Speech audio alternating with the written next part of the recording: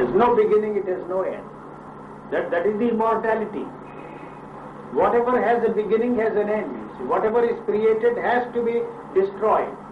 So every time the thought is born, you are born, but the thought in its very nature is short-lived. So you don't let that thought, you see, to dissolve itself. So you keep it going through this demand for experiences.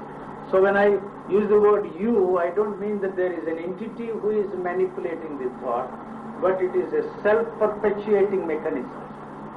It perpetuates itself through this constant demand or repetition of the same old thing over and over and over again.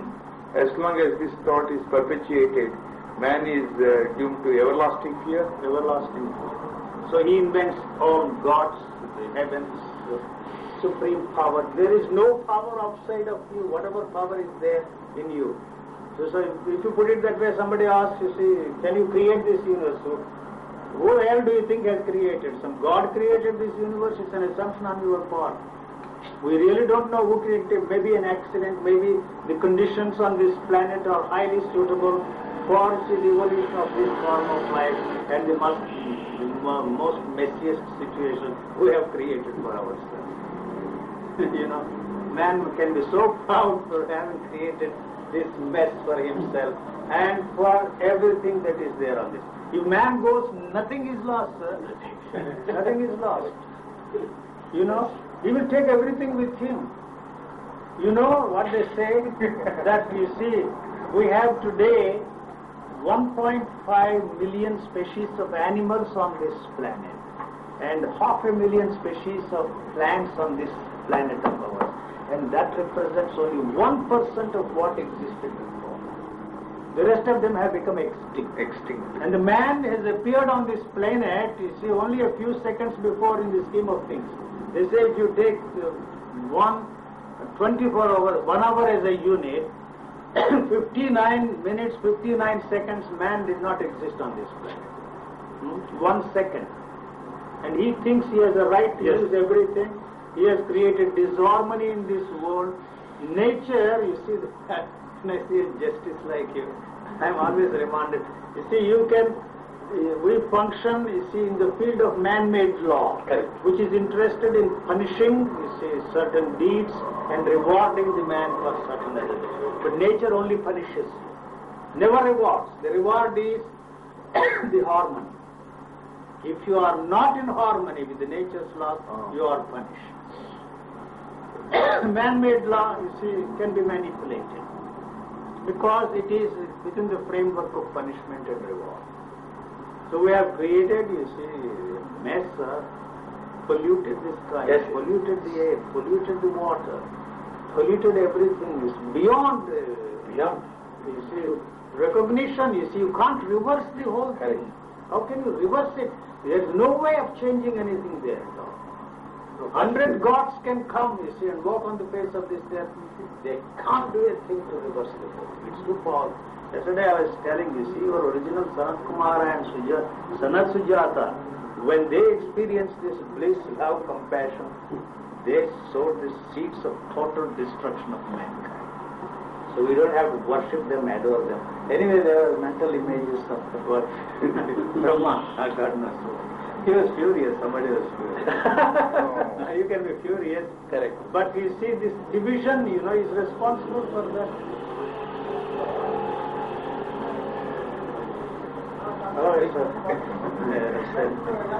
Even when one is aware of all these myths of body means are aware, you see. That's always.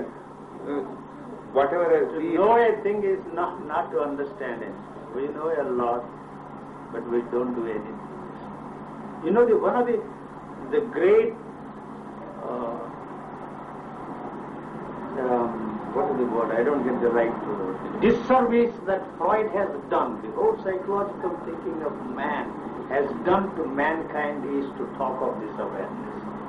The awareness is not separate from the activity of brain. That is why I call Freud the stupendous fraud of the 20th century. For 100 years we have been influenced by the psychological thinking of man. So it is that is mostly responsible for the continuity of the whole religious thinking of man. It has taken over. you know. But there is nothing that we can do, you see, to reverse the whole thing. If not that, somebody else will do. Even with regard to infantile memories, when an adult experiences at a later stage. When our adult experiences, you see, and infantile experiences are not the same, because we are trying to relive through those experiences from this present situation. It is really not possible for us to experience anything, you see, that occurred several years before. So from this present situation, you are trying to relive through some experience that occurred decades ago. So this is coloring the experience. So anything we say about the children, it has no meaning at all. It's not possible for us to experience how they are actually functioning. It is not possible for us to share the experience with them. Even when they project themselves as dream sequences, when those experiences project themselves as dream sequences. But you see, you are living in a dream world now. You are dreaming. You are not in reality with anything. So that's the reason why you dream when you are asleep. Would you say so that one cannot transmit one's experience to others? Even a sex experience, if I may give a crude example, is something which cannot be shared with one who has never had any experience, unless he has a reference point. So, how can you share, even you see, the simple experience of ours? You see, you tell the child not to touch fire. The mother cries day after day, tells the child not to touch the fire. But the child learns only when the child touches the fire. So it is not like that, you see, our experiences. We just talk of that. When once the child experiences this, you see, never will the child touch fire. So you talk of this all the time to the child. I have known, you see, the instances where the mother who has given birth to 10 children trying, you see, to help her daughter giving birth to a child. Impossible. The mother has to go through that, you see, live through that experience. And that in turn can all the time trying to isolate and create, you see, an individual existence of your own, which is not possible because the instrument which you are using is the one that has created you. So there are no individuals at all. Trying to be an individual is an impossible task.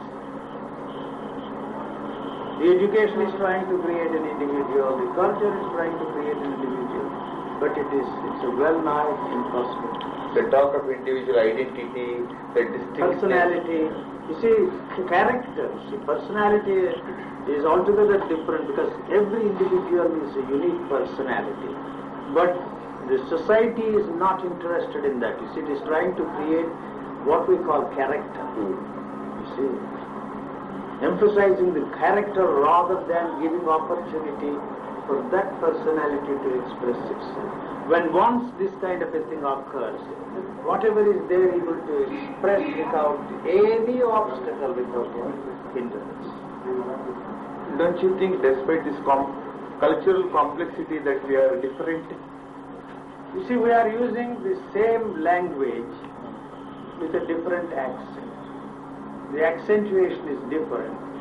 The accents are different, but basically we are the same. The human nature is exactly the same. I think freedom to experience life is more in the West than here, isn't it? I don't know what we mean by... You see, they have one of degree. The freedom is one of degree. But in this country, from the moment I think the India child is born, India, we try to put it in a fact, it is worse there, sir. It is worse there. India had at least greater freedom than other countries. You see, Christianity destroyed, you see, the possibility of any freedom, any dissent, everything they destroyed, because the religion was so organized there. But here in India, every madcap, you see, had an opportunity to express whatever he wanted to. Now, you see, in the present context, it's going to be suppressed, you see. In the political context, you see, no freedom is going to be allowed here. But religious freedom man had always here in this country. That is why India has produced so many different varieties of teachers, each one with a unique expression of it. In the West, probably 1, 2, 3 saints you have, top saints like Eckhart, Saint Thomas. Equinox? Like that, you see, very few, the Spanish mystic. But not many, you see, because they destroyed everything. The religion was so organized there. India had a greater freedom in that respect. That's why it has produced so many sparks here. And all that is dead, finished. You see, it has not produced anything. This is what I tell. What are you so proud of? How can India be a model to the world? You have to set your house in order, and our great traditions, culture that we are so proud of, What has produced this something false there. Don't blame the fathers. What is the reason? They have all failed. All the teachers have failed. Why, sir?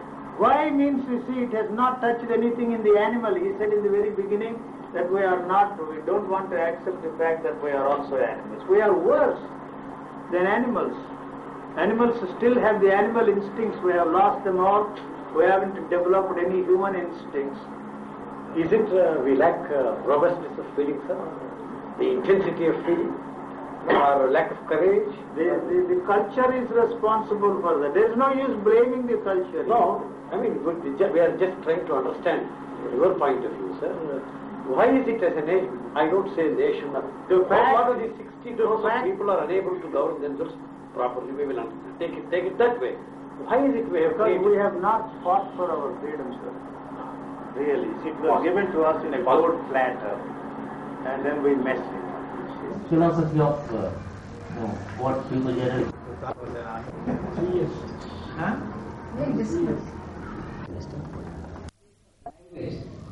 And also at the same time to show that, you see, whatever we are talking about, the state, that doesn't exist.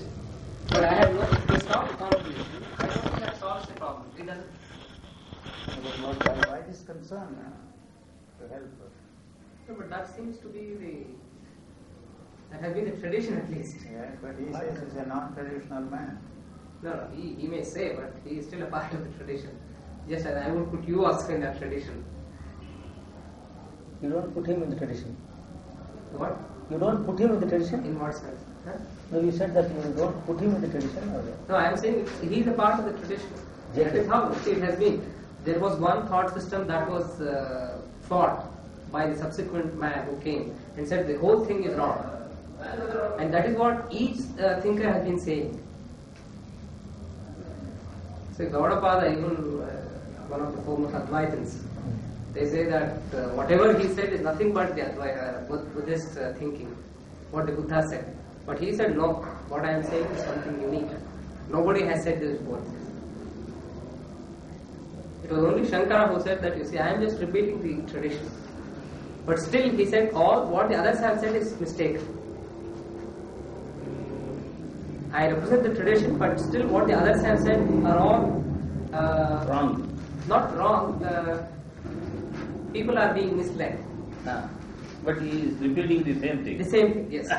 You see, that's what he says. People have been misled by the teachings of others. Yes. But he is teaching the same thing. Once again, repeat the mistake. Well, I don't know if it's that, but anyway, that's what he said. So in fact, even in Krishnamurti, he says there is nothing called the self. So the question of transformation doesn't arise at all. Maybe this realization that there is nothing is the transformation. When I see that there is nothing to be transformed, maybe that itself is the realization. Why should he talk of transformation, mutation and all that? Well, then you know his pet answer. You don't ask a flower why it blooms. Of course, but when he says that there is a transformation, there must be a transformation. No, but in a way, is this not transformation? Is this not transformation? Why do you say this is not transformation? Saying that or seeing the fact that there is nothing to be transformed. But you won't say that there is something to transform. There is nothing that you can do. Yes, that is. UG tells this. You are pointing out the futility of this attempt. Yes, but he doesn't see the futility of it. 60 years I have been talking. Does he realize the futility even today? He's dying there. How is he now? Is that right? Yes. Right? Not this. Huh? He's not there in the school anymore. I don't work there in school anymore.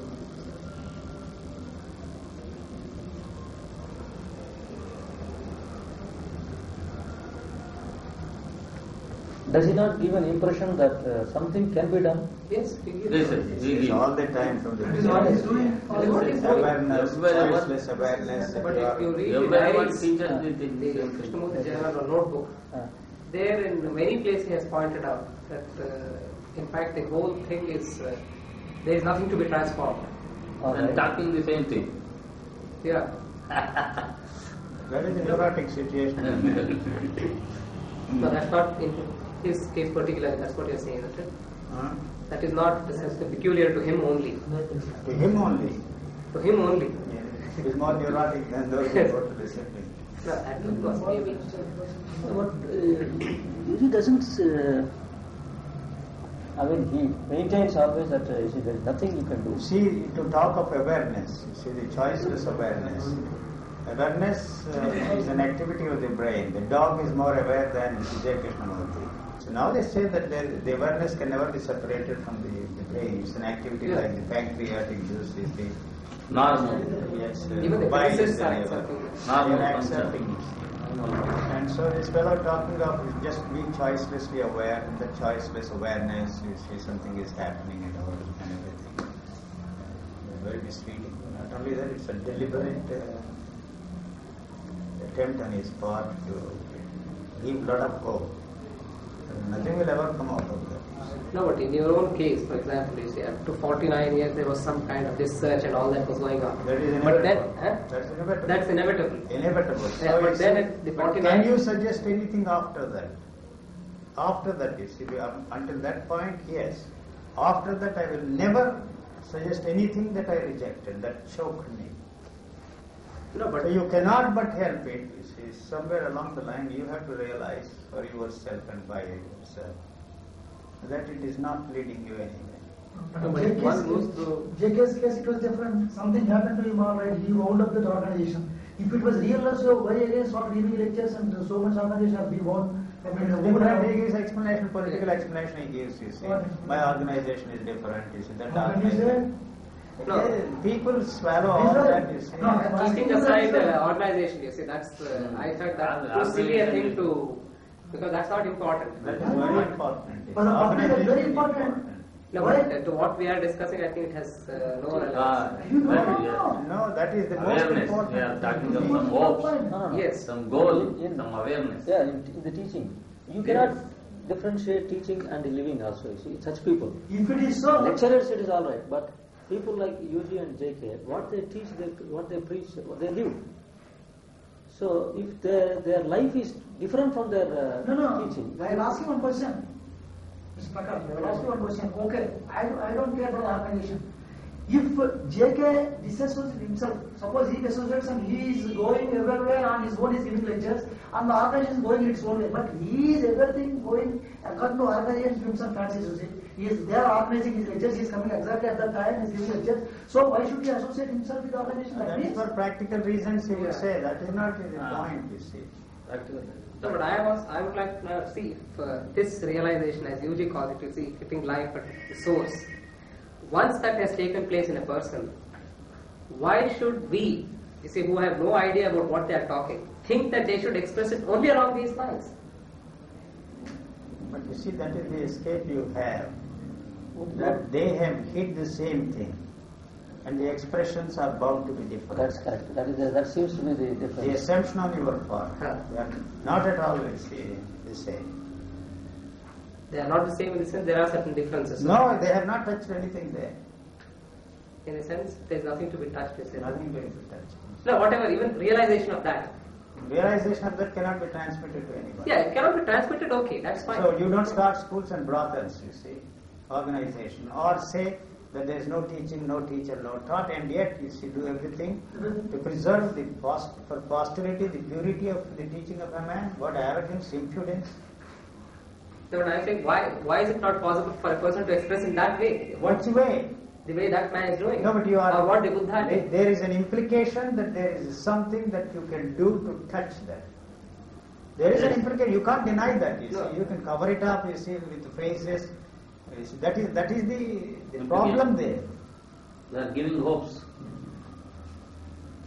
No, but if one really reads or listens to Krishna, in fact, there is no hope. In fact, many people have complained that that man doesn't give anything. You know, some of the people who have gone mad, some IIT chaps I know who have gone mad after listening to Krishnamurti. And in fact, in one of the introductions to that nameless experience by that Rohit Mehta, in the introduction itself, he says that some IIT fellow has said that he's gone mad after listening to Krishnamurti because there is no hope. You don't have to listen to Krishnamurti to go mad, you see. He is genetically programmed to go mad. So maybe this triggered or something. I don't agree that he does not give anything. That the way I understood it. There is an appearance of... not appearance, there is very much. He is so much concerned about the world's disorder. He always says, have order in your mind and then so that all will not. He is just daydreaming. He is giving a hope, definitely something, as if something we can do. Then what he has been doing for 50 years, is something happening really? 60 years. 60 years, something happened, I mean. Has anybody, has put a single fellow at least, who could come near that, I mean? Who could keep his mind in order? What is talking about order? Where is the order? UG was telling that he used to ask, anybody got it, sir? Somebody got it? Yeah. Somebody got does, it. even I got it. I felt like kicking that bastard, you see, and drown him with heavy stones and a rope that will never rot. You know, That will give so you- that it will not float again. What nonsense. No, that he does very often, even the teachers' meeting. Are you getting? Is at least one teacher here who has got it. What does it mean, sir? Is there something to get there? No. It's there. So my point is, what That's what I say. Is it possible to see? No, whether it's possible to see or not. There is but no you see, one has- seeing. Yeah, then maybe There is yes. no seeing, I say. Not the possibility. There is no seeing there. Seeing implies two. You see, but language has to be used in a certain way. What do you mean? You see, the language. When you are trying to tell me I am something. saying, you see, it's not possible. There is no seeing. From the beginning to the end, I am saying there is nothing there to be transformed. There is no business. I have no business to tell you that there is awareness, choicelessly aware. Don't, what is it? No, you may not be saying that, but the other person is saying The that. other person is a fraud as far as I am concerned. He deluded himself to such an extent, that is, and he raised it to such a fine art that he has succeeded in trapping a few people in that thing. So, you can listen to him 100 years and he can go on talking for 100 years. Nothing is going to happen to anybody. That may be so. It is so, not maybe so. See, he opens his lecture, by condemning all the books. Don't read any, he gives advices. Don't read any No, I am not interested in that. We are in interested in the basic Yes. situation. The other things, drama, theatre. He is doing the same thing. He's an actor, you see. No, we don't He has know. published so many books. That's all right, you see. Yeah, yeah. We have also published one book here. That's not the point. That's not what I am pointing at. Basic. The basic thing, you see.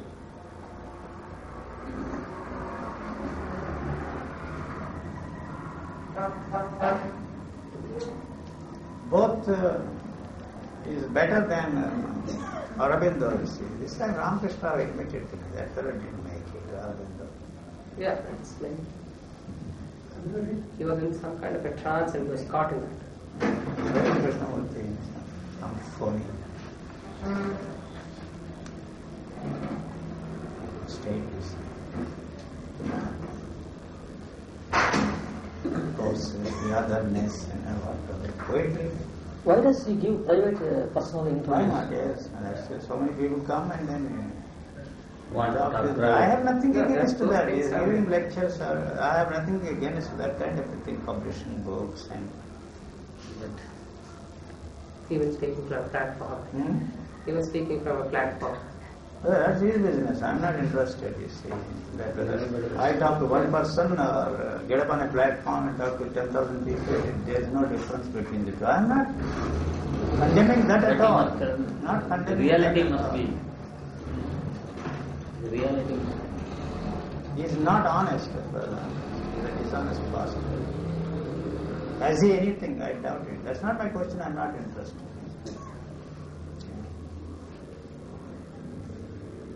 Pick up some psychological jargon and add some mystical twist at the end and indulge in some poetry. And the people fall for it. And he has this charm. He's a first-class actor. He's acted all his life. He does not know that he's acting now.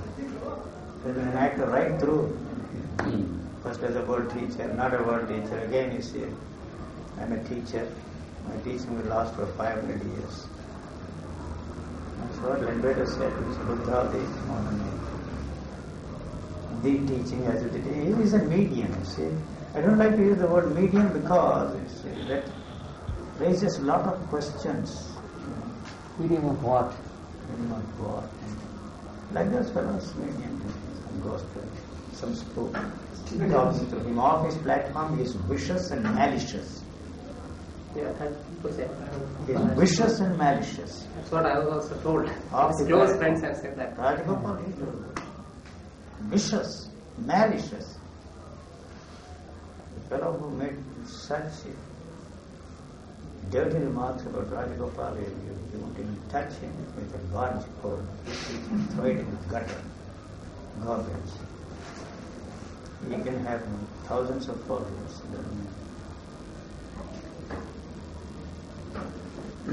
Schools, freedom, atmosphere, whatever, missionary work, and brothels, prostitution.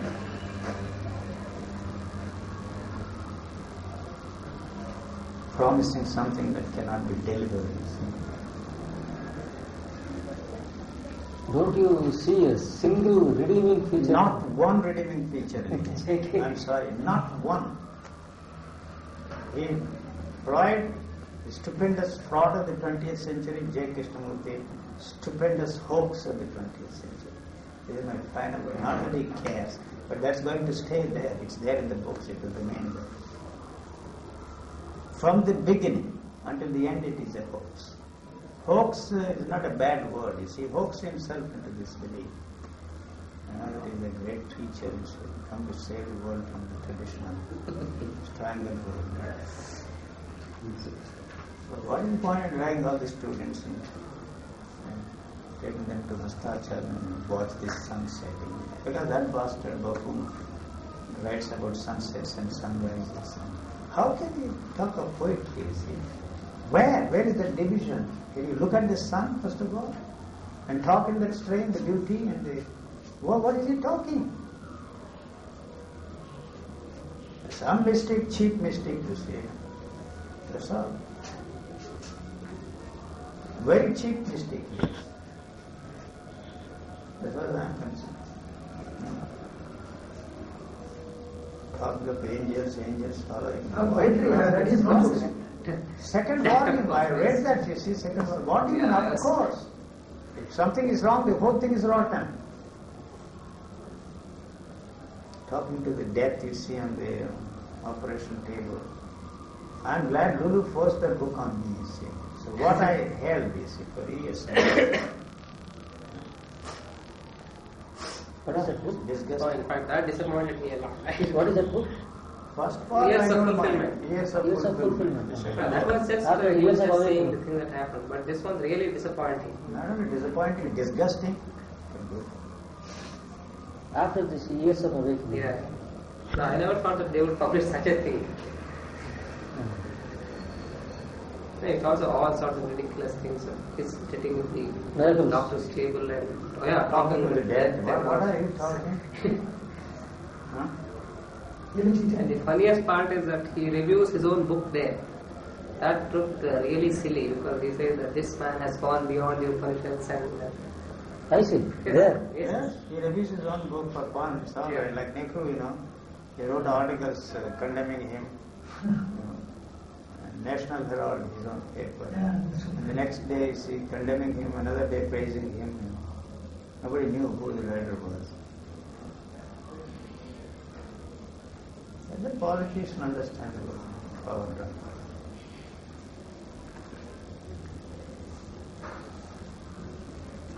There is nothing to that man.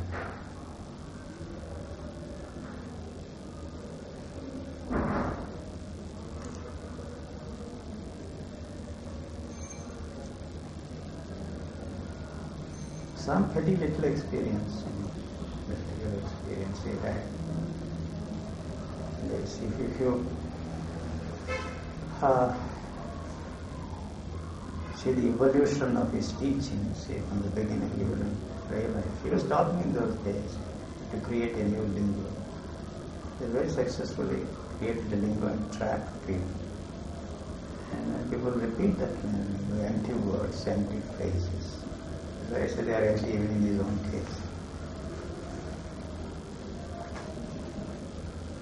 A good language, but good language. Yes. Outdated, outmoded, passe. Everybody will have an attraction.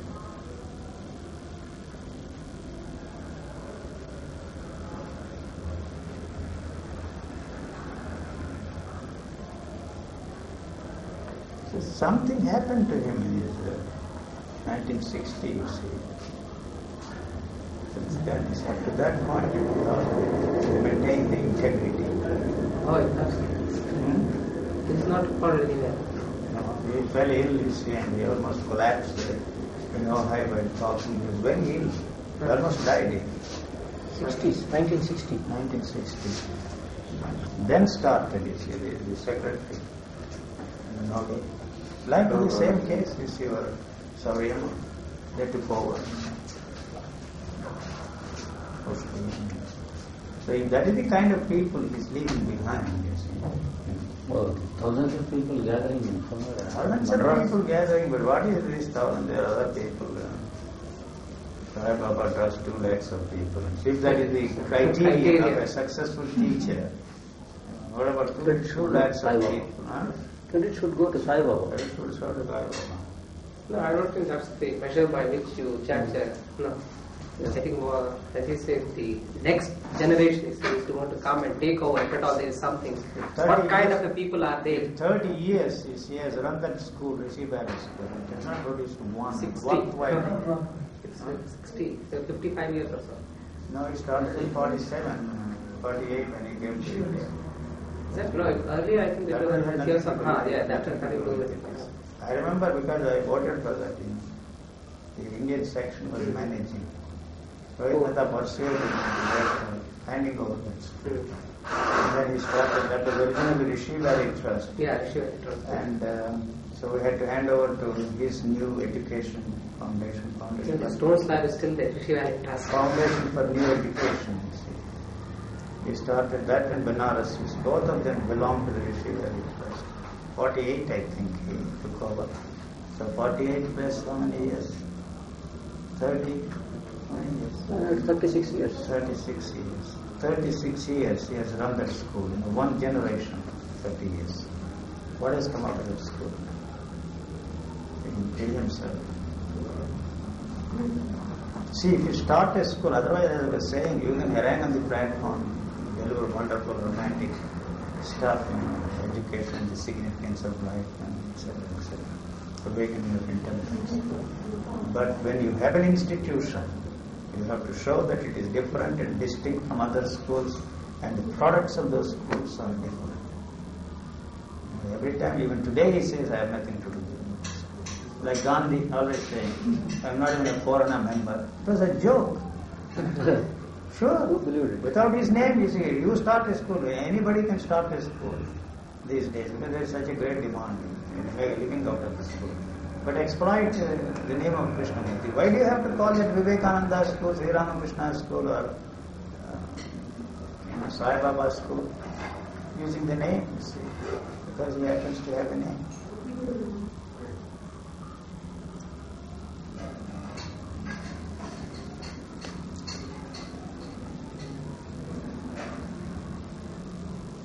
But in the final analysis, in one particular notebook, there is a statement where it talks of physiological change. It says if there is no physical change, the psychological state cannot happen, or what the psychological transformation that he is talking about cannot occur.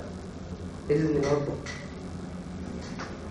Yeah, There he talks only about himself. That is why I am referring to that. Yeah, he Not the public changes, talks, not the group discussion and all that. the pain and Yes, he only talks of the physiological aspects there. I don't know, I don't read that. physiological aspects, not in that detail. as Notebooks. as No, well. not in this detail. In fact, there also you find some poetry. He talks only about the pain. Not see, he doesn't mention that what exactly he means by the physiological changes. No, those things, he doesn't go into details. No, he says the pain was there. Pain. He repeats every 4 5 pages. Pain, pain, pain. He repeats that is there. Pain was there. No, but is that not sufficient indication that... But why doesn't he see, if that is the case, why talk on the psychological? You see, this fellow also said, what is the Mekatesis? Electrons we have not seen, but how can you say that the physiological things have taken place, changes have taken place without a cause?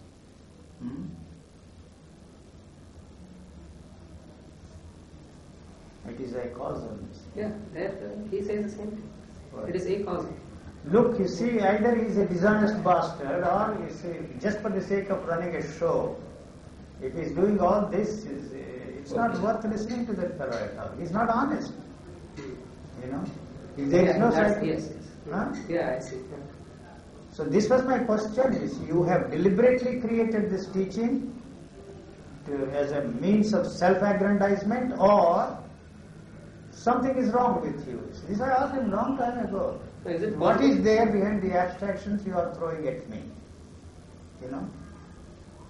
So is it possible for a person to be in your state, or this state, whatever it is, Yes. and at the same time have a selfish... He is not, obviously he is Budget. not in the state. Not Obviously he is not. selfish banal. If that is the question which you are posing, Yes, it is not. throwing at me, he is not. No. He cannot talk of changing the world. Not at all. No, in fact, he is not talking about changing the world in that sense. Of course, from platform, yes. But How do you differentiate the two? no, I am just sticking to the essentials. The That is all. I essence am is not- nonsense. You see, if the soul itself is wrong, if it expresses it, if it builds a body like this, he, by himself, it's rotten. If somebody else does it, you see, it is all right. He cannot be a participant. Must tell the truth. Yes, Ramakrishna's disciple, you see, did all this mischief, that bastard Vivekananda. Yeah. So you cannot blame him for that. You see, these are our contemporaries. He was not my contemporary. Ram, you see, Vivek is in the did all the mischief. You see. Yeah, that is. So if somebody else does it, you see, my name or his name, that's a different matter. You are there, you are the president, you are signing all those papers. Don't tell me that. Krishnamurti Limited is there. That, of course, I see. But Ramana Maharshi did not participate in that. He did not He even just step had into that. it. So what about the Buddha? Buddha, we don't know. All the whole Buddhism came 500 years after his death. What he did, you see, he did organize the whole thing. Yeah, Sangha was He formed when he created was a very much... Sangha formed. You see, Buddha also. No, sorry. So I'm not saying that I'm superior to them. No, no. All of them are false. false As far in as the I- sense they have given us hope. Oh. Those who have participated in redeeming, in uplifting the mankind, saving the mankind. The whole Eightfold Path Any of such actions. was formulated 500 years after his death. There was no Eightfold Path. But the very Sangha and admitting members into that fold and changing the color of the robes instead of the usual. Here also you see there is one biography that has come out. In that they say it was Ananda who played all the mischief. But now we cannot say. Yeah, now of course, whatever it is. Now based on the literacy that is available. There may be a lot of distortions. But, the recent ones you can compare. Only these two we can see. These are within the traditional framework. Hmm. And you say that it's non-traditional. Non-traditional is the same. They start school, you start school. See, something wrong there. If you start a school, you settle for a cheap thing.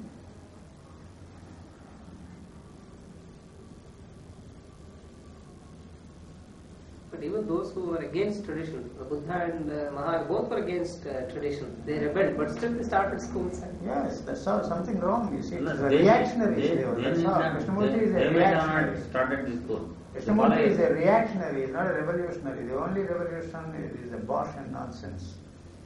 There's nothing revolutionary there, you see. You do the same thing.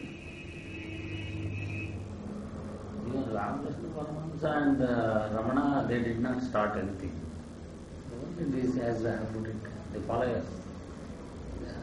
No, but both Ramana and Ramakrishna have made their position very clear. That's all. Why doesn't this phony? He's a phony. He doesn't make the position very clear. Make it Yes. deliberately ambiguous to play the game. He's playing a game, you see.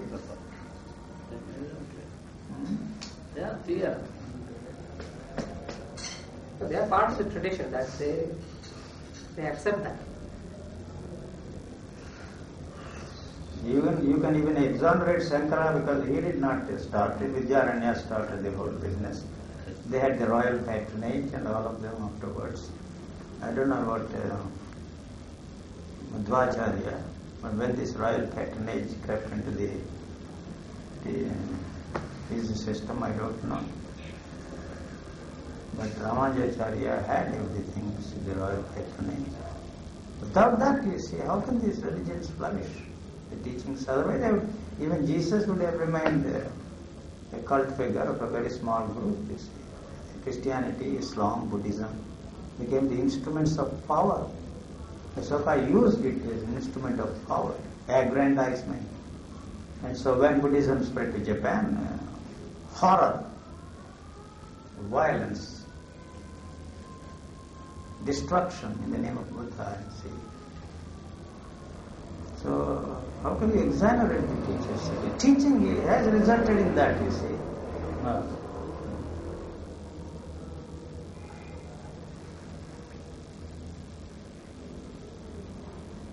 Taoism is out of 80 verses in China, you know.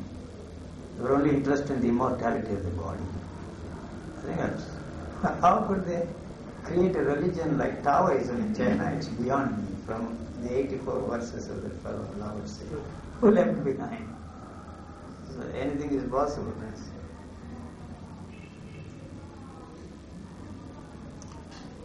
Why do they have to finally settle for temples?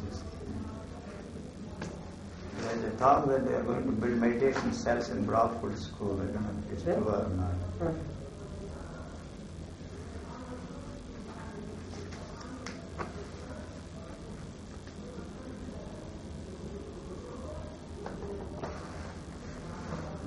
You can consider him as a thinker, an original thinker. You know. And unfortunately, you see, the element of religion he has put into that. That's all. Stripped of that is just an intellectual stuff, nothing else is there. The mystical overtones he gives, you see, to establish himself as a teacher, otherwise he's just a thinker writing anything. At least Sartre and others, even Radhakrishnan, I gather, admitted that, you see. And what he wrote had nothing to do with this. Yeah? And Sartre said, you see, that being all those were imaginary experiences, they were honest, you see. And this fellow would never come out honest. Never.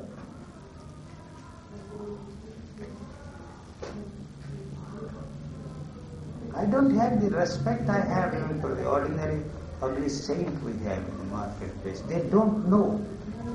You see, they are kidding themselves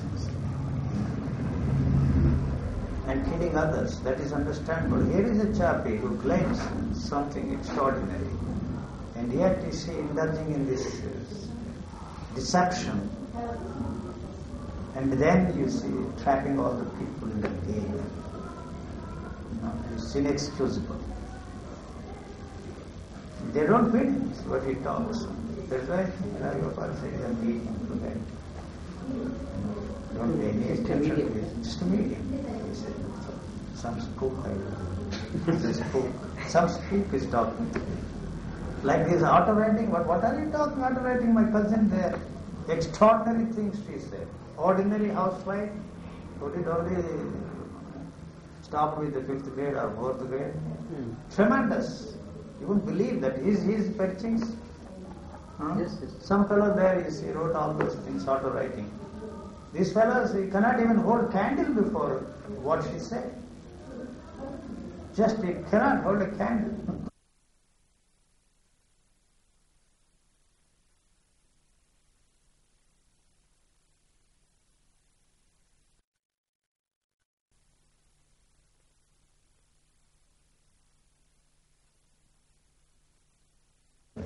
The highest kind, foundation.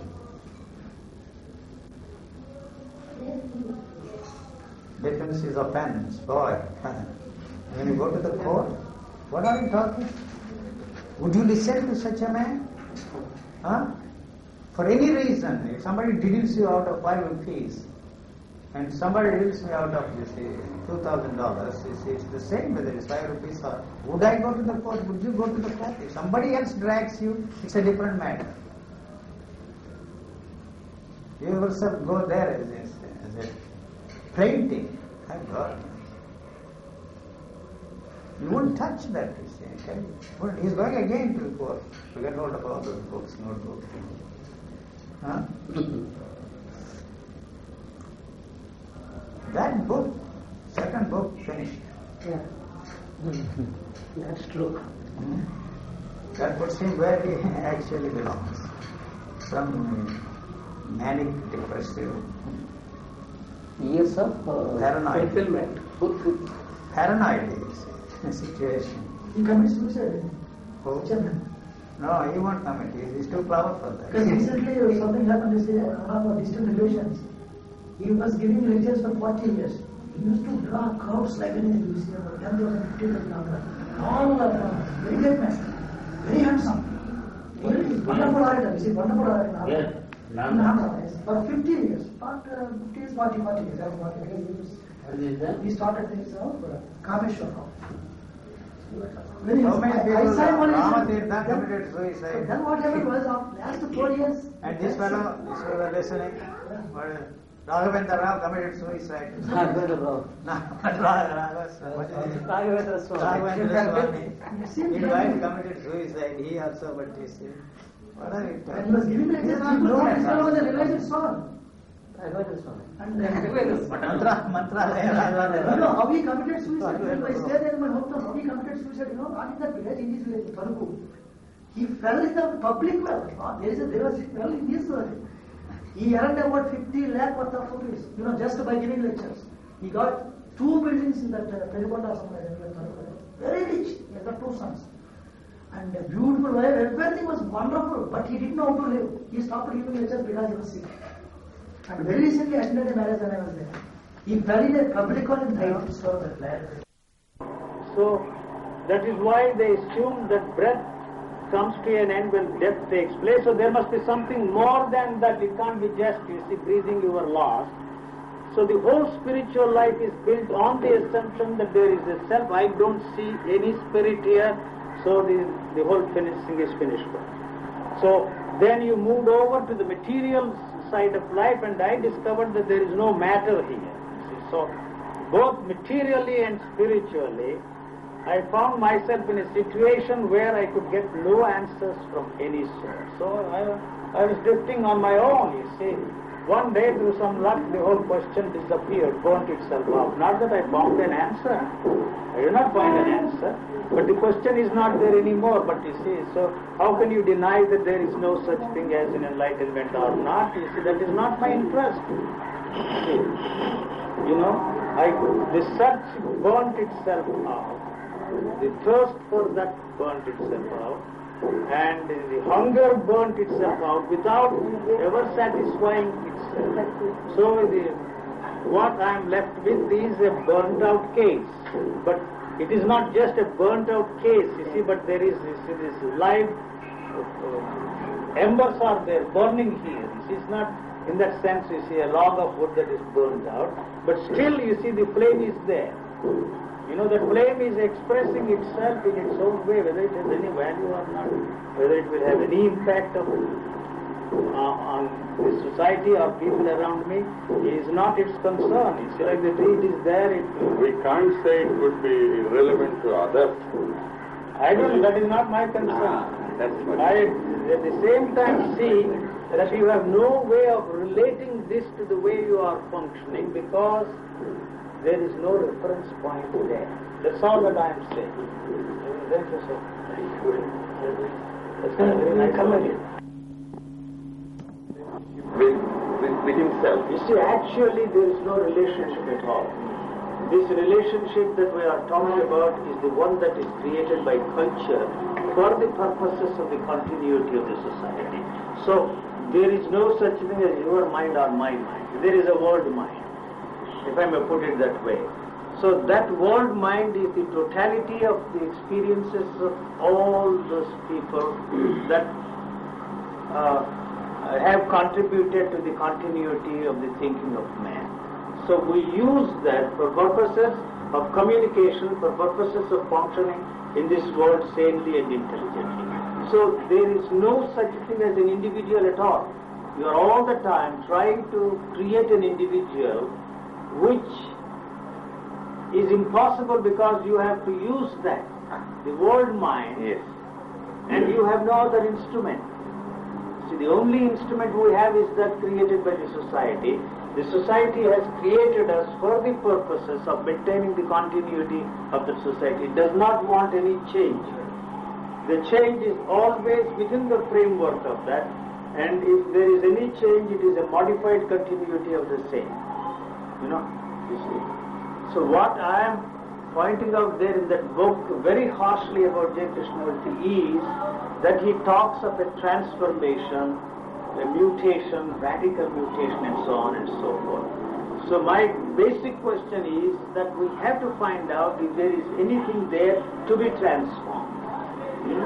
Or, for example, the self-realization we are talking about. So I have discovered for myself that there is no self to discover.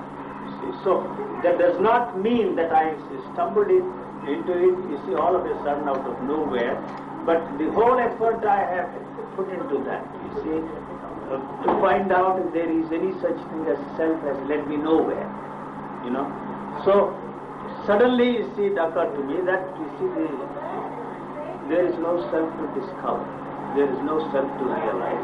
That self is the one, that the knowledge we have about the self, and it is that knowledge that has created this self. In that sense, you see the dog chasing its own tail, and you are trying to overtake your own shadow.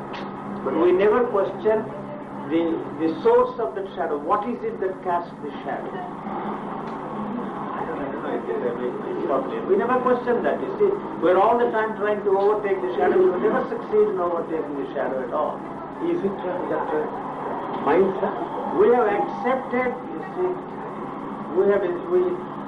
all that is handed down to us. You see, the certainty that I have is not a logically ascertained premise. You see, the certainty that I have that all that is false. Everything is false. It does not mean that I am far superior to all those teachers, sages, saints, and saviors of mankind, or any such thing. That may be true and valid to them. You see, when I relate the way I am functioning to those truths that have been handed down to me, I find that they are false and they are falsifying me. You understand? So I have to discover the truth for myself. I cannot discover the truth for myself unless I reject completely and totally everything, you see, that has been given to me. So if I am determined, you see, to find out the answer for my own question, I have no other way. And yet the instrument I am using is the very same instrument. The Instrument such as the thinking. You see, the wanting is thinking, you see. If you don't want a thing, either material or spiritual, there is no thinking at all. So wanting and thinking go together. I want to understand myself. So how can I go about in this demand for understand myself? The only way I can do is to use some knowledge, and go to somebody and ask him, how can I look at myself? So it is not possible for me to separate myself and look at whatever is there. The only way I can do that is through the help of this knowledge. Which knowledge? The knowledge that is passed on to me, the knowledge that is given to me either by the religious thinkers of the past or, you see, the scientific thinkers we have in our midst today. That's the only way I can look at myself. So, what makes it difficult for me is whatever I am looking is influenced by the knowledge I have. That means to say, as long as this influence becomes inescapable, there is no question of knowing one's own self, one's own life. So, you see, when this realization that that is not the instrument, and there is no other instrument, is there anything to understand there? There is nothing to understand there. That is not the instrument, period, full stop. That instrument has limitations. That instrument is a very powerful, tremendous instrument that we have to understand everything. But that understanding has not helped me. The intellectual understanding is all that is there. When we realize and understand, that has not helped me to understand whatever you want to understand. You superimpose on that something like intuition, intuitive understanding, and all that kind of thing. There is no such thing as intuitive understanding, but that intuitive understanding is something like the sensitized thought. It's the very same instrument which you have for some reason sensitized it, if I may use that word. I don't know, you are certainly, my English is not so good.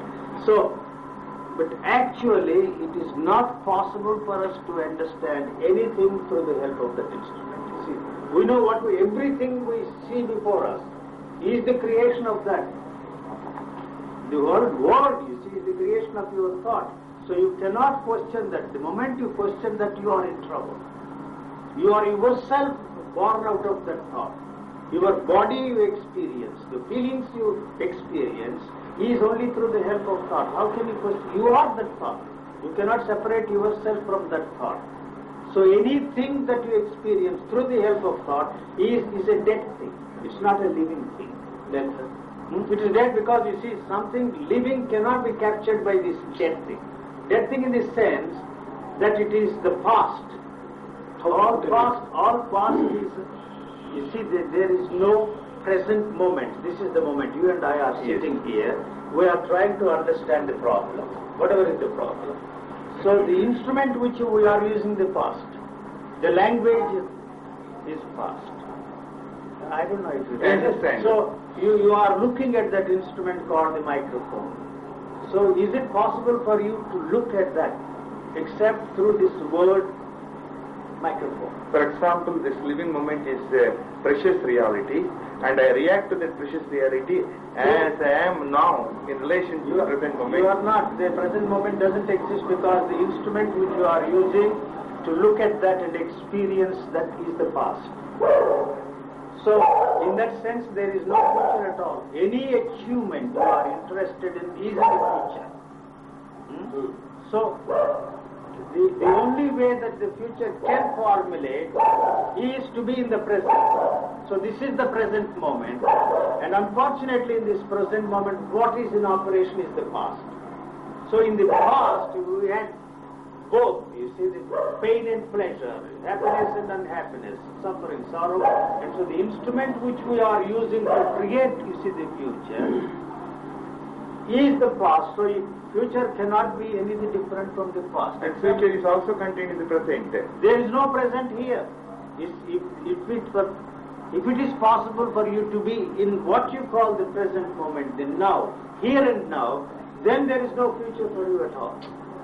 So the future, past is not in operation at all. The only way the past can survive and maintain its continuity is through this constant demand for experiencing the same old thing over and over and over again. That is why it has become a bore. The life has become a bore because it's a repetitive process. Then how do we avoid this? The only way it can maintain its continuity is through this demand for constant experiencing of the same thing. If the knowledge you have of that is not there, but unfortunately it is there, what is it? So where is that knowledge? Is it somewhere in your brain, or where is it? It's all over you. that you are not really interested in that knowledge coming to an end. So you ask the question, and go here, there and everywhere. The very purpose of your asking question is to know. You see, the question how demands some knowledge from somebody else, so that you see that can continue. You want to know. You see, how is it possible for you to look at it when that movement of the knowledge you have about that is absent? You are asking that question yourself. That means you want to know. So if I tell that, you see, I will be misleading you, because I have no way of knowing anything about that when this movement of knowledge is absent. So it is not you that is asking the questions, but the totality of that knowledge, because all the questions are born out of that knowledge, and the knowledge is interested in maintaining its continuity. So the only way it can maintain its continuity is to know more and more and more. It's not knowing anything new there. There is no such thing as new at all. There is no such thing as a new experience at all. So when what you know is not there, what is there is not new. You can't say anything about it. The only thing that can say what is there is only through the help of the past. Then can one experience anything shorn of a thought? Not, there is no experience at all. Then thought naturally visualizes a concept. Thought and concept are the same. Which means, how do we avert this kind of... You are asking the same, how means you want to know, and through this demand, it is maintaining its continuity. It's maintaining, you are not interested in any answer for any of your questions, because the end of the answer is the end of the knowledge you have of that. The answers that you already have has to come to an end. So there is nobody who is asking the questions there. The assumption that there is somebody who is formulating these questions is an illusion. I can say it is an illusion, but that illusion you have to maintain, because the answer to that question puts an end to all that you know. So it is not really interested in any answer to that question. Any answer that you want is the one that strengthens, fortifies, and maintains the continuity of that knowledge. Any other dimension to this? It creates another dimension. It invents a thoughtless state. Thoughtless state does not exist, but it is the thought that has invented the thoughtless state, and pursuing what it calls the thoughtless state, in that movement, this thought is assured of continuity. So how can thought experience a thoughtless state? So how can thought experience, which is time, experience the timeless? So it has invented the timeless and put it there, and pursuing what it calls the timeless, in this process it is having a lot of insights, lot of experiences, which assures the thought, which is time, that one day it is going to be there. So we live in hope and die in hope. You mean to say it's a violent contradiction in terms of this sort of thought and thoughtless? Thought, yes, it is an invent beyond. It has invented the beyond and pursuing the beyond. So the unknown, you see, we read in these Upanishads the unknowable, the metaphysical, the inexperienceable, inexplicable. So you see, by creating that sort of a situation, the known is assured of continuity. There is no such thing as unknown at all. But whatever you see it knows is part of the known, but it is still pursuing what it calls the unknown. So if you say the unknown is unknowable, inexperienceable, inexpressible, through those phrases, through those concepts, it is continuing. I understand. You see, it is still pursuing the unknown. It hopes that somehow the unknown can become part of the known. You see, when the unknown becomes part of the known, it is already the known. Where is the unknown? This is sort of a chimera, a fancy. Then, sir, the level of consciousness and You see, beyond mind. But you see, the consciousness, as far as I am concerned, is another word for life. For life. Life. What life is, we really don't know. What we are concerned is how to live. You see, it is how to live that has created the problems. Yes. It is how that, you see, the culture has given to us. This is how you should live. You know, there is no how. You see, the moment the how is dropped, the life has a momentum of its own. It may not have any direction. It may not have any way of moving. It's just a movement. So the truth is just a movement. So you capture that, and the moment you capture that, it is not truth anymore. So the moment you see an expression is given to that, it is not truth anymore. They were chanting here the Vedas or something like yesterday. They said, you see, the very expression must be thrown in the fire. The yajna they are talking about. So the very expression of that, you see, whatever he is saying, his teaching, he has to be burned. So this is an endless process. What I try to emphasize to those who come to see me is that, first of all, you see, there is no hunger to find out. And so you are satisfied with the crumbs that these people throw at us. It's those people who are the ugly saints we have in the marketplace, selling all kinds of shoddy piece of spiritual goods. We are satisfied. And they promise a full loaf of bread. One day, you see, even if they give one loaf of bread, we want, you see, another bread. You see, in America, in Western countries, not one wheat, but 5 cereals, 10 cereals, you see, all of them wheat, so many cereals, rice, wheat, maize, corn, so many, see, oats, all of them put together is here. So there is no entry, you see. So you will never be satisfied. Your hunger will never be satisfied that way. When you realize that there is no end to that, it is demanding more and more and more and more, never satisfied, it dawns on you that that is not the way. So the hunger, without satisfying itself, has to burn itself out. And I use this phrase which is applicable to lepers. You see, it has to be a burnt out case.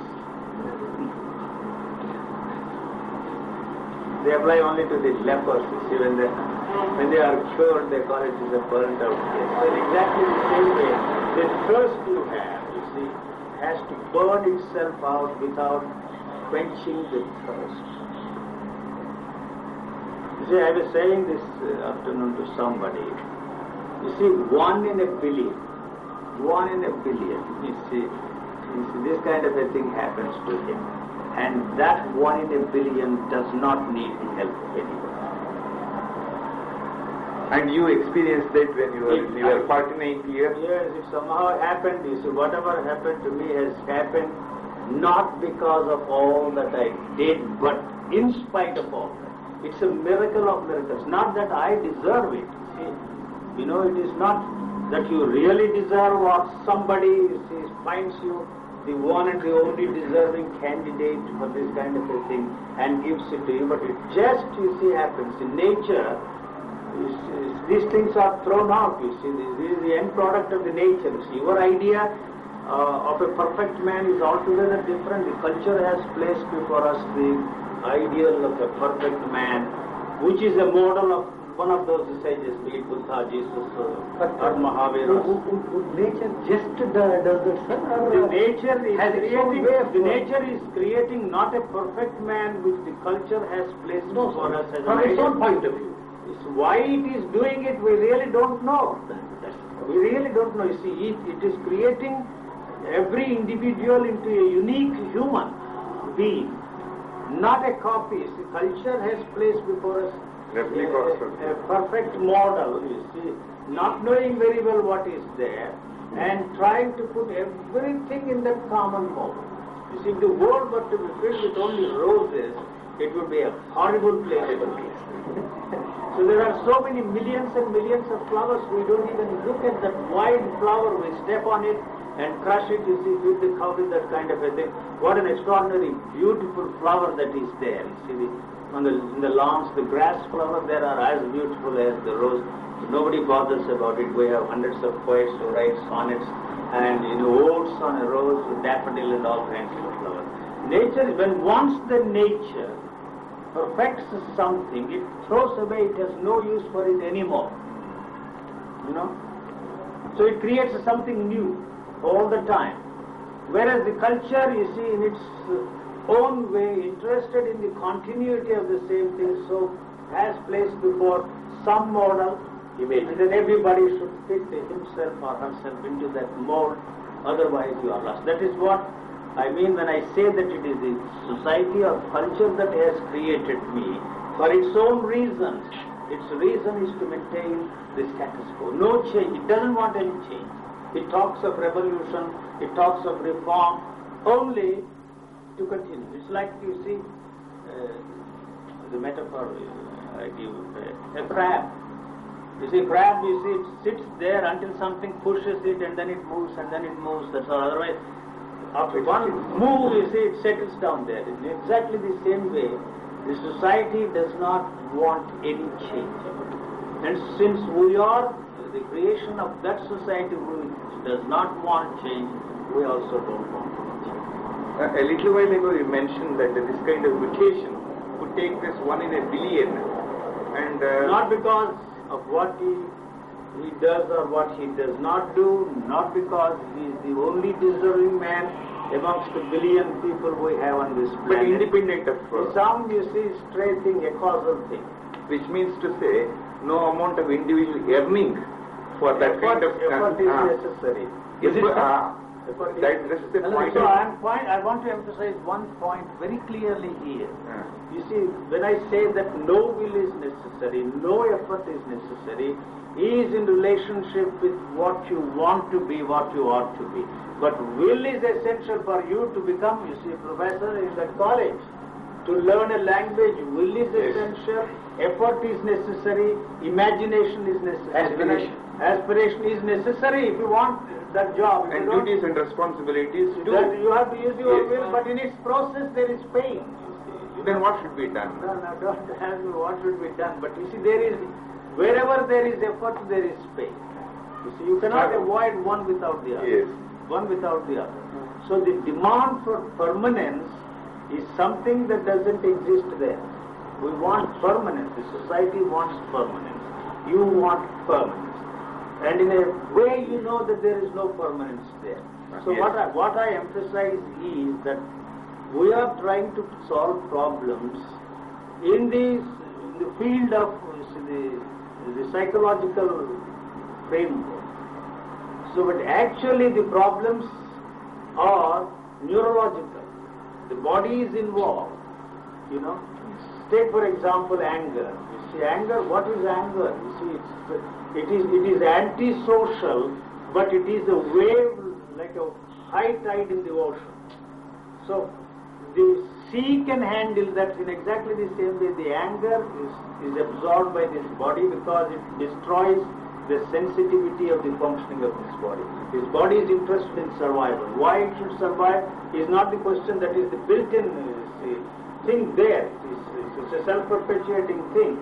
So it is not interested in risking it, so the anger has to be absorbed by the system. But when you try to do something, you see, so either suppress it, or you see, control it, or practice non-anger, or be choicelessly aware of anger and don't do anything, then you see you are giving continuity to something which the body is trying to absorb and or throw it out of the system. So thinking has created a problem.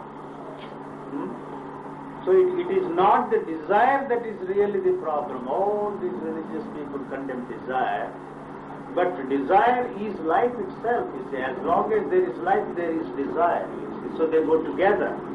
So the moment you want to do something with the desire, say suppress it or fulfill it, for whatever reason, we have created a problem there. So it is the thinking that has turned that desire into a problem. We are trying to solve these desires within the framework of ethical codes or religious codes, or your law is within the framework of law. But I tell people, you see, why do you want still these religious people to tell you what you should do or what you should not do? We have moved far away from that religious thinking of man. Here we have created, you see, the civil code and the criminal code to tell us how to function, you see, within the framework of life. It is very essential for us, you see, for the smooth running of the society. So if you start driving your car on the right side, you will be in trouble. And with the rest of the world, it is on the right, and here we are on the keep to the left, and there keep to the right. So we have to follow certain codes of conduct, and the society punishes you. You understand? So this conscience has no meaning. Here you see, you can circumvent all kinds of things. So it is turned into a problem.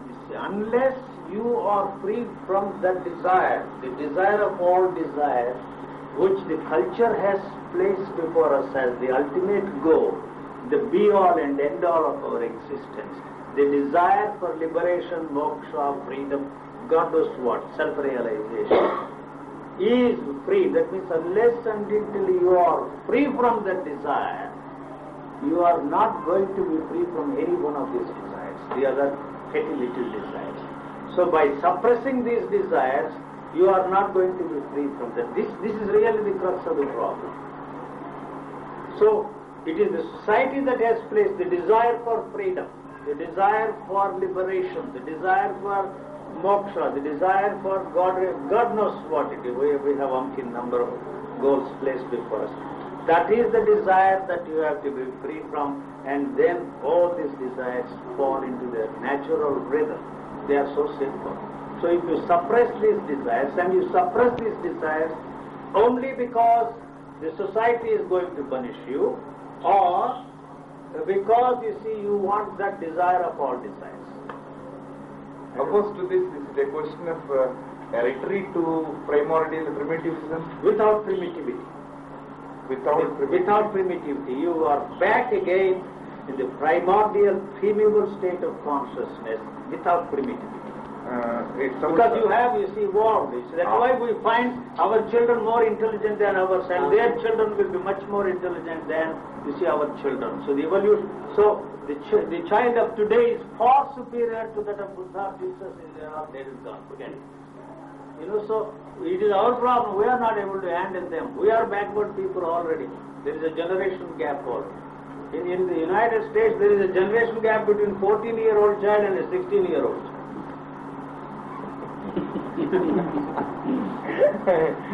But then, sir, to sustain the society, for the sake of living, not for anything else. Suppose a man gives vent to his feelings in its natural state. I mean, he is not antisocial. He is not in conflict with the society anymore. Beg your pardon? You see, a man in his natural state is not antisocial. He is not in conflict with the society because it can't be anything different. But the society has because you see, the demand for a change inside of you has come to an end.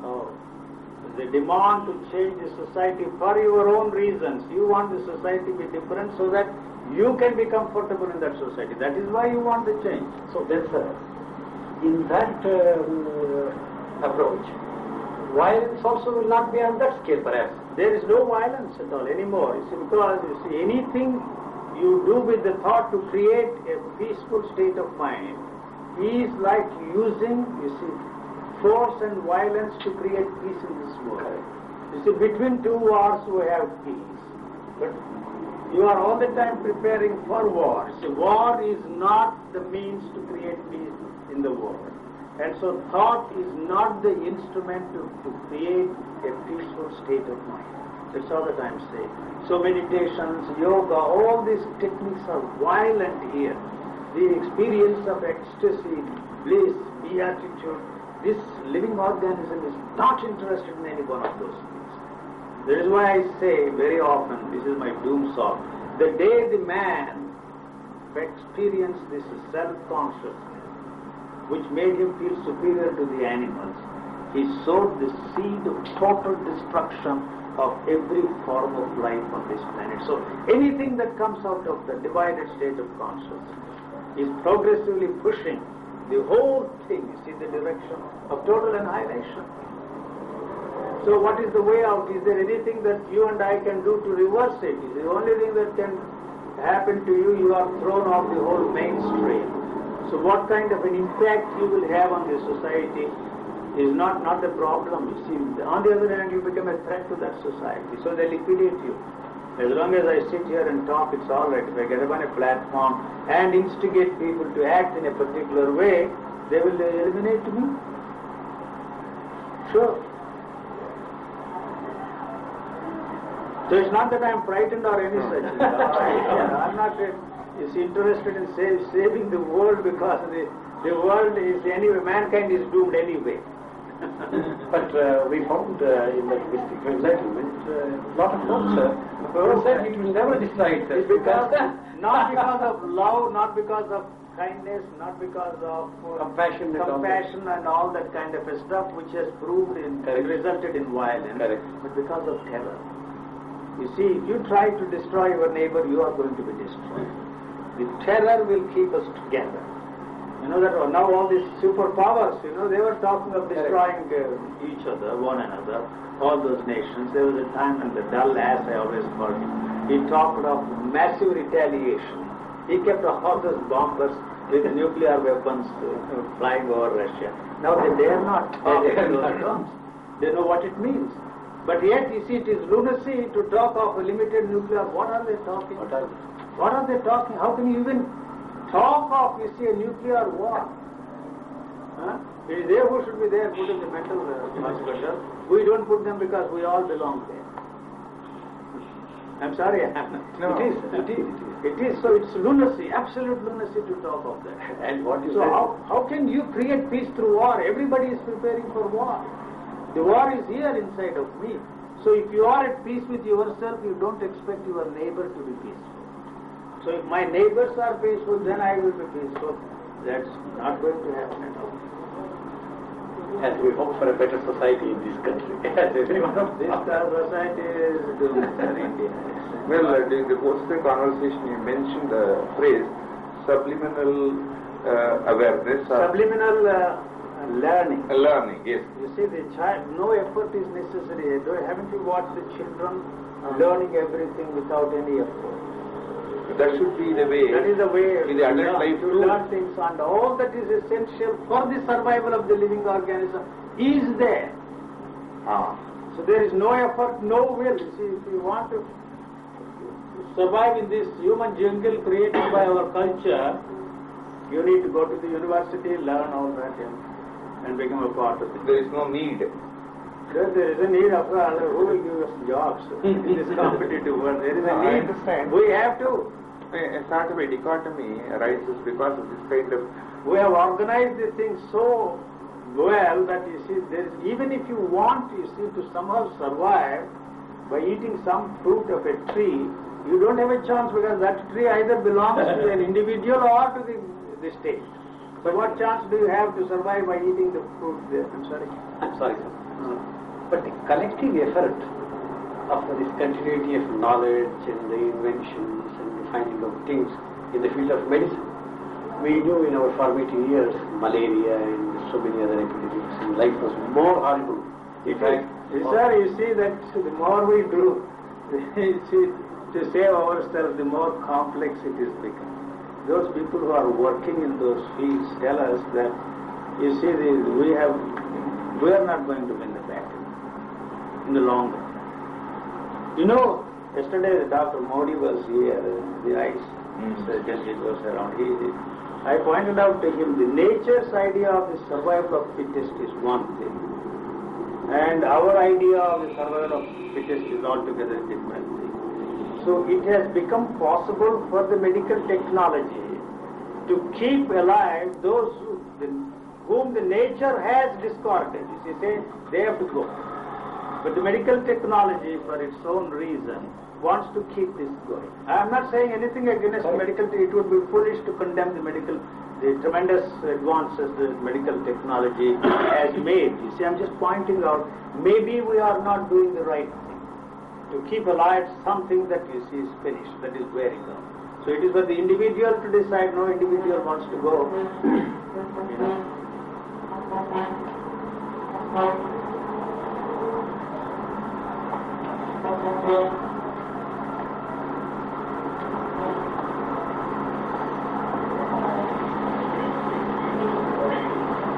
The term enlightenment, but I sincerely feel there is enlightenment in this kind of not reaching the natural state, in being in it. But all right, assuming for a moment that there is an enlightenment, the individual who is there can never tell himself that he is an enlightened. A free man, if there is one, he will never know that he is a free man. And so there is no question of that free man going around trying to free others. It is just trees there. What you do with the tree is your problem. You cut it and use it as a fuel and cook your own food. Or sit under the shade of the tree on a hot sunny day and feel fresh and cool. Or if you are a painter, paint that. A poet, describe it. If you are a musician, compose a song. But the tree is not interested in what you do with it. Would you put Such a man, the human life on the same footing as the plant life and the animal life? what is the difference, sir? What is the difference? Actually, no. We think that we are superior to the animals, but the animals don't kill their own kind. The animals don't destroy, you see, for an idea, for a belief. I agree that, you see, belief is an extension of the survival mechanism of the humans. You know, by belonging to a particular religious group, the chances of our survival are better than being alone. You understand? So, everything is an extension of the same survival mechanism. So, hydrogen bomb is an extension of the same. You see, our way of life, in our way of thinking, and our supremacy, you see, amongst the nations, and our right, you see, to use the resources that the world has for our own advantage, can only be protected by, you see, the hydrogen bomb or the neutron bomb, God knows what, or a cobalt bomb. So how can you condemn that, you say? How can you condemn that? You have a policeman here. I need a policeman to protect my life, my property. So that is an extension of the same. Where do you draw the line? That's really the problem, you see. You can't really free the world from the atomic weapons. There is a way of neutralizing. You know, they think that I am mad when I point out that Gaddafi should have an atom bomb. And you see, the Iraqis should have, Iran, that madcap should have it. Then you see, the chances of those nations blackmailing these nations will come to an end. And there will be a neutralization of all this. Then you see, you can't say that he is the only madman. You are the madman, because you are threatening all the time the limited nuclear warfare. He is as mad as the other fellow. He doesn't seem to be any more responsible than that fellow who is ready to blow up the whole thing.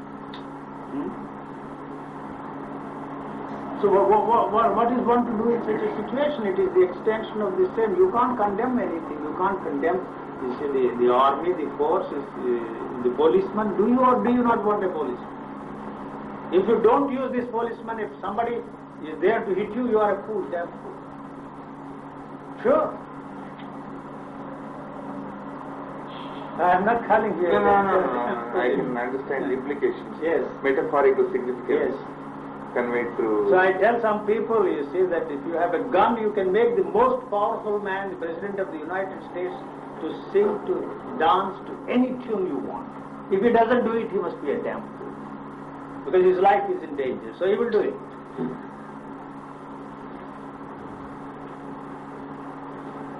At the bottom it is fear. Everything is traceable to fear. Where is that fear? Because man somehow... The whole of your being, the fear has to burn itself out. You see, you can't do anything about it. You can't do anything about it. That's what I am saying, you see. The whole thing is born out of fear. Yes. So you are fear. Yes. So what is the way to be free from fear? Yes, precisely. Where is that? That means the fear goes when you are dead. Then, as long as... You have to die. As long as the individual is alive. The individual is alive because of other reasons. You see, the fear continues. The fear of something coming to an end. You see, there is no end for this. There is no death for the body. In the sense in which you use the word. You see, there is no death at all. The death is the continuity of that knowledge. So it is that it is resisting, so it has created the life beyond, the lives to come, and so on and so forth. But here, you see, it is assured because it is assured in the sense the form changes. You see, the body is made up of constituent, fortuitous concourse of atoms, that's all. So it dissolves itself into some other form of a chemical change is taking place. So it is this expression of life is changing into another expression of life. So nothing is coming to an end there. So the body, not the shape, the form that you are talking about, you see, the life as such has no beginning, it has no end. That is the immortality. Whatever has a beginning has an end. So whatever is created has to be destroyed. So every time the